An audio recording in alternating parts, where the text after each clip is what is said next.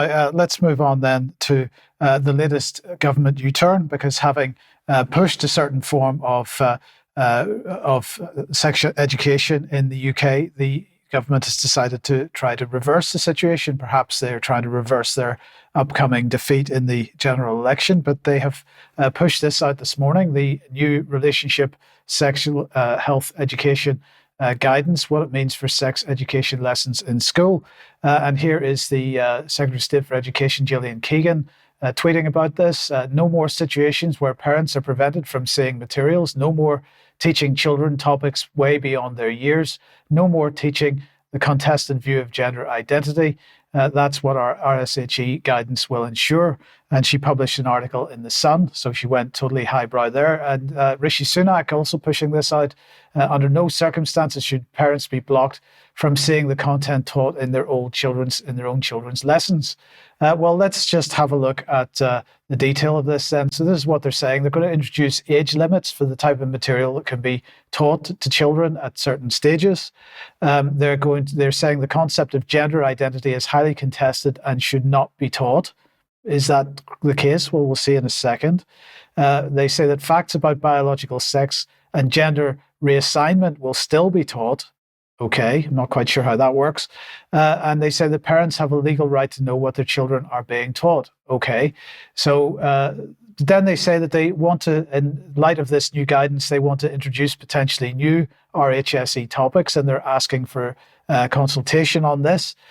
So they might want to talk about suicide prevention in the classes. They might want to talk about sexual harassment and sexual violence. They might want to talk about loneliness, the prevalence of deep fakes. They might want to talk about healthy behaviors during pregnancy as well as miscarriage. They might want to talk about illegal online behaviors, including drug and knife supply, the dangers of vaping, menstrual and gynecological health, including those things that you can see on screen at the moment.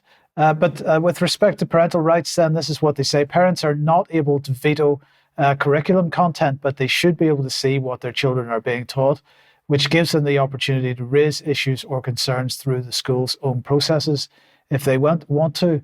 And they say that parents still have the right to withdraw their child from sex education, but not from the essential content covered in relationships education.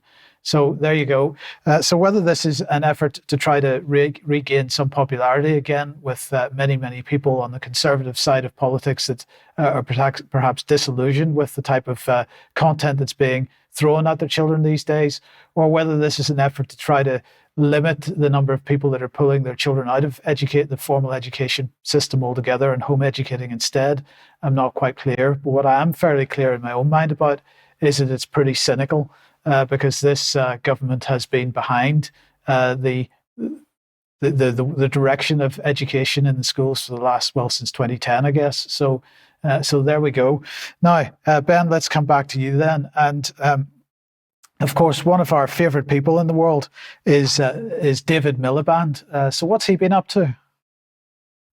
Yeah, we had a bit of a treat last week, actually, over at Nesta. So two neoliberal princelings in conversation with each other. David Miliband speaking to the Nesta CEO, Ravi Gurumurthy. Nesta, as we know, who owned the Behavioural Insights team, the UK Innovation Lab for Social Good, I think is how they describe it. And David Miliband, obviously former UK Foreign Secretary, former head of the Downing Street Policy Unit under Tony Blair, former Minister for Schools, Secretary of State for Environment, Food and Rural Affairs, a real big hitter of the left-wing establishment in this country. But now he's the president and CEO of the International Rescue Committee, which is a New York-based humanitarian, non-governmental organisation, formerly described by Martin Edwards on UK Column as a Trojan horse of the globalists. He's basically being paid nearly £500,000 a year by George Soros, amongst others, in order to basically wash Soros' reputation. Miliband described Soros as having tremendous commitment to the advancement of human rights, social justice and democracy around the world.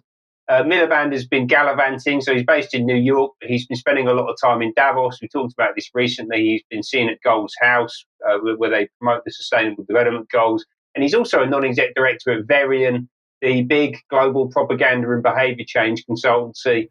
amongst other things. And it was a fascinating conversation. You can go to the Nesta YouTube channel to watch the whole thing. I'm going to just pull out a few short clips because it just gave some amazing insight into the new Labour project in particular. And these two people were right at the heart of it. But more broadly, the inner workings of the British political machine, especially as it relates to climate change policy, which Miliband